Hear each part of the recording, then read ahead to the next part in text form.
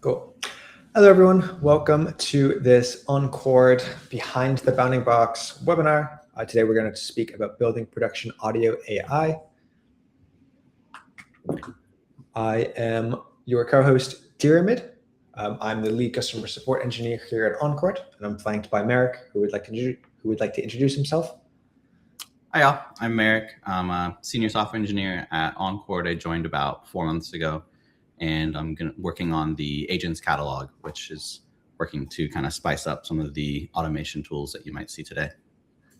Yes, something we'll most likely cover in a future webinar. The work he's doing is very interesting, kind of basically bring your own keys and have on-chord, have a lot of models like ready for you to just use out of the box, which should hopefully enable a lot of workflows. What we're demoing today will also most likely be incorporated into that at some stage.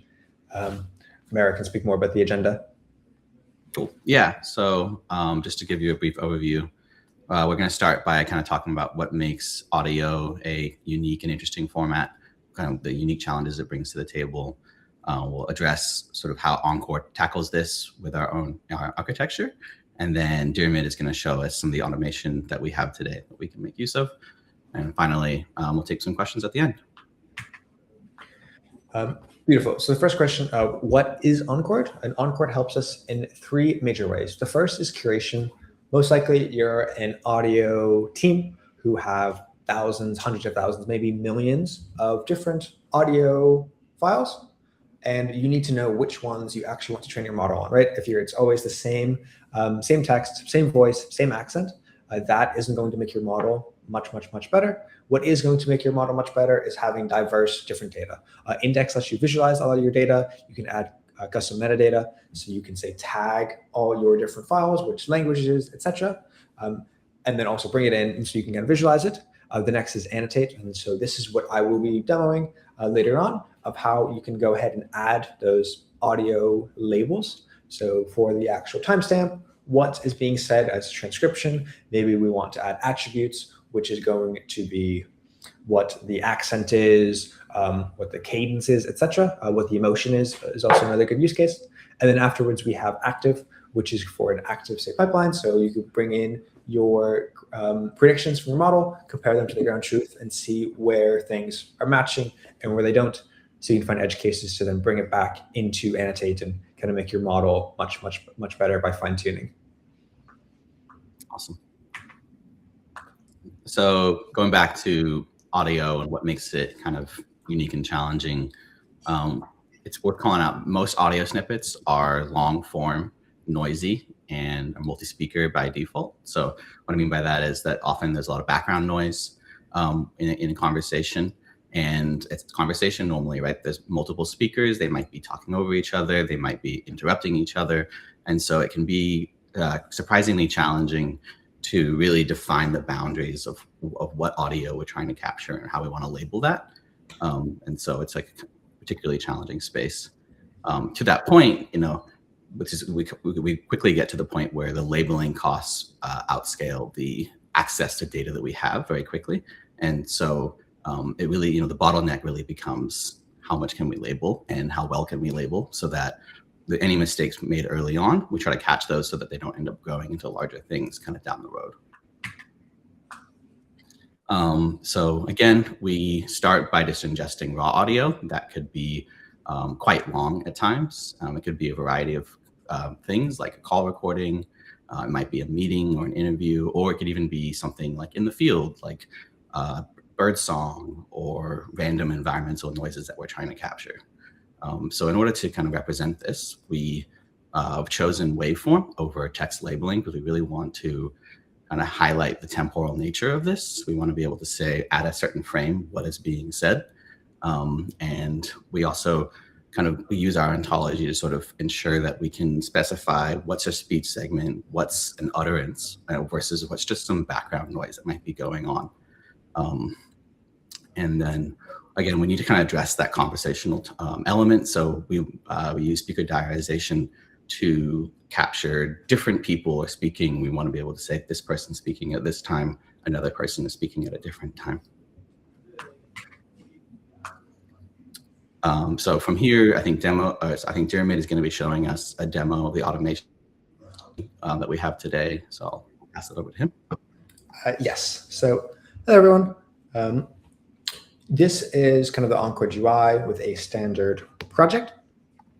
And so what I have is I have these different audio tasks, and you can see it's just going to be the pure waveform, no transcription, no labels, no nothing. You can see I can change the playback speed, I can mute it, etc. I can play certain things on repeat. But you can see that this is a 5-minute long audio task. What we see oftentimes when working with different audio teams is that it's always going to be a 10x. So if one annotator with no transcription, no nothing, it's going to be a 10x task. So if this audio file is 5 minutes and we need to diarize and transcribe it, it's going to take at least 50 minutes. Oftentimes it goes up to 15, 20x if it's a really difficult one, but it's going to be 10x to go ahead and just add transcription diarization out of the box. And so obviously time is money. And so we want to be able to do this much, much quicker. So what can we do? If we go to our Encore documentation, we have a great example. So I'm currently in Encore docs. I'm in agents. I'm in task agents and this task agent examples. So quickly migrating back to the project, we can go to the workflow. And in particular, you can see I have this agent stage of diarization. And this agent is going to do both diarization and transcription. And if we're very confident in the output, we're going to send it straight to review. So the annotators just need to basically approve it, make sure everything looks good. And then if it's low confidence, it's going to go to the annotate stage where basically it will be flagged, hey, we should spend more time on this. This is very important. So again, if we go back to the docs, we have this audio transcription. And once I click on that, I'm brought to this lovely Colab notebook that you can kind of rip and replace, use, etc. So it'll kind of walk you through the steps of installing. We're going to use Hugging Face, etc. And this particular one is going to use Pianit as well as Whisper to do one, the diarization, and then secondly, to do the actual transcription. And then we're going to kind of use their Encore SDK library to go ahead and pass in the actual audio file, run it very quickly through those models, and then save them and return back the labels. Once we do that, if we go back to our example, we go to the queue and we go to the review because that is what we want. We can initiate this task. You can now see that we have one labels and we have this transcription. We can see everything that's happening. For this particular use case, it's going to be a customer service conversation. And you can see we have the representative as well as the customer. And again, I can now right click and go in as close as I want to these timestamps.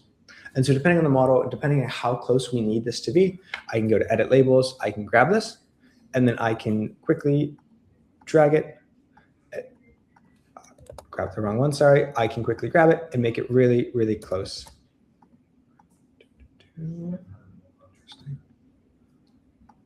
Voila. So you can see now I want to go as close as I want, and I can really get this. And again, I can also be listening to this, and perhaps that's actually the customer service representative saying or kind of stuttering, or is actually like not really saying anything. It's just he's putting the phone down. Again, I can listen to this. I can use this to play it on a loop to get those last few milliseconds and determine where actually the person stops speaking. So we can be extremely, extremely fine.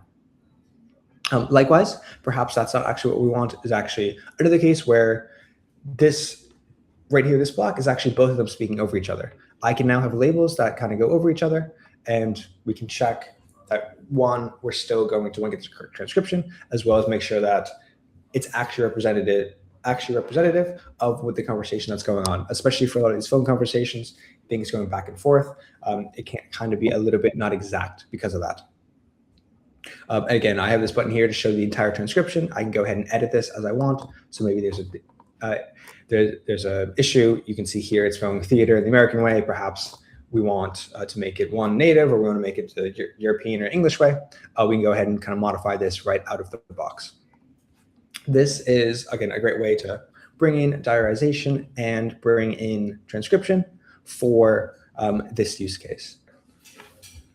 Great, now bringing it back to the presentation, there are 3 main points to kind of summarize and kind of go through. So first, the scalable speech systems are built on strong annotation pipelines, not just better models. What do I mean by that? With Encore, you have the flexibility to bring in models when you need them.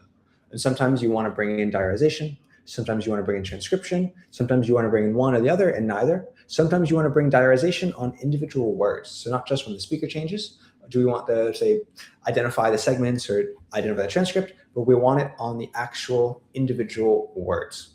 Encore helps with that. We also have advanced workflow stages where you can have annotators and reviewers, and then maybe 10% go to an external review just to make sure that everything is on the same page. And what we oftentimes see with teams, the biggest gains come from workflow changes, not from increased models, from new models, from just throwing models in. It's the combination and flexibility of everything. The next is that audio agents and waveform-based labeling dramatically reduce costs while improving speed and quality. Again, when I showed earlier to have just the blank audio task, that is from between 10x to 15x the time of the audio. So if I'm annotating a customer service call that's 20 minutes, that can increase dramatically. It can be 200 minutes and over 3 hours or longer, depending on how long that is. Bringing in these agents, bringing in different pieces will dramatically increase everything.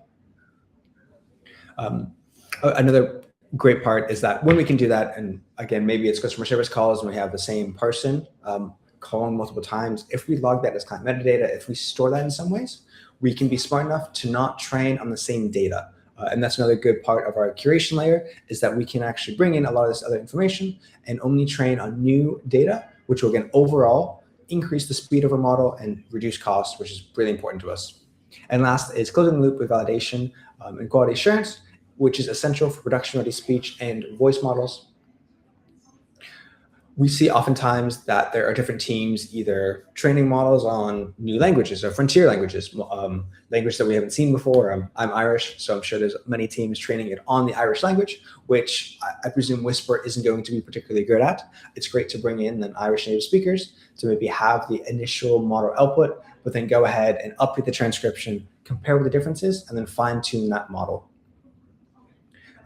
We also see other teams who are just going to have a model that is predicting error rates, or they want to kind of identify certain key proper nouns. So if I'm speaking and I bring up Paris or I bring up the Eiffel Tower, identify that those are proper nouns, those are important things, and that's the important context. We see a lot of teams working with that as well.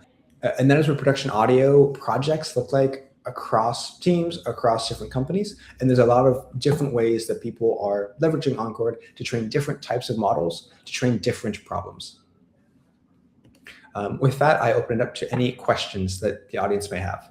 And yeah, and I think one thing that's great with Encore is, one, we have, again, can bring in diarization, can bring in transcription, but also kind of the workflow that I did show, where we can kind of combine different models together, both transcription and diarization. We can move things to annotate and also to review. And so we see a lot of the biggest gains come from workflow changes rather than just new models or just more annotators. Especially if there's a lot of kind of issues that we're seeing, we can always reject tasks, put them back into the annotators to kind of refine them and make them kind of much more fine-tuned and better.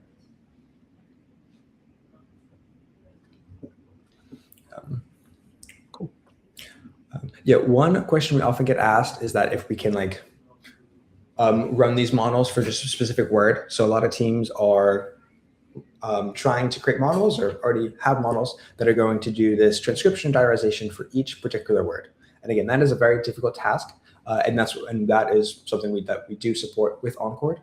One, you can kind of bring your own model. I believe there's some Whisper models that allow you to do that.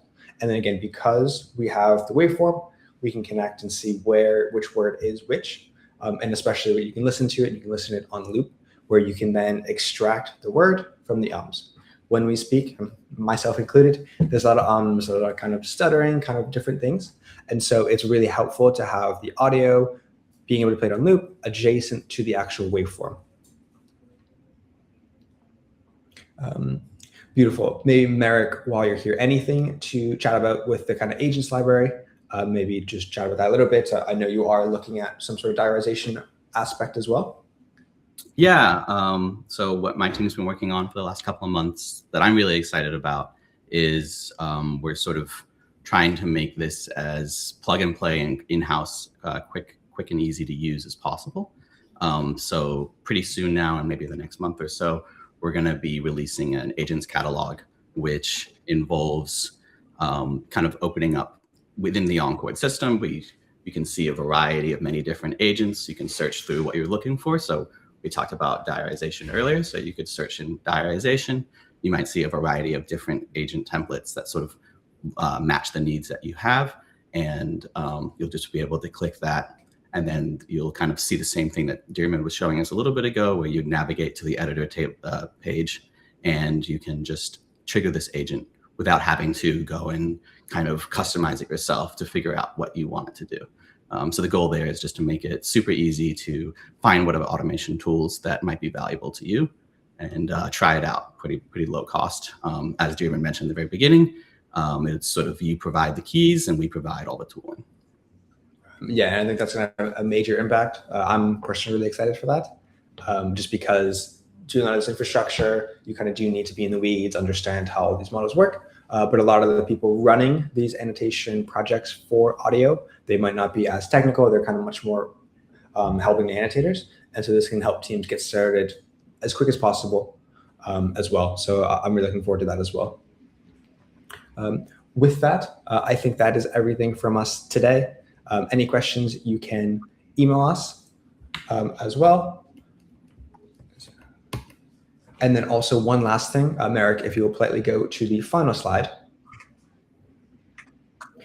that we do have an upcoming LiDAR demo, I believe next week, that we're very looking forward to. We have our project manager, as well as Mr. Oliver Veal, who is one of our leading 3D LiDAR point cloud data engineers. He's also very funny. And so I think this will be a very good webinar, and they'll very much be going back and forth. So I know I'll be tuning into this as well. Thank you very much. It's been a pleasure, and hope to see you guys on the next one.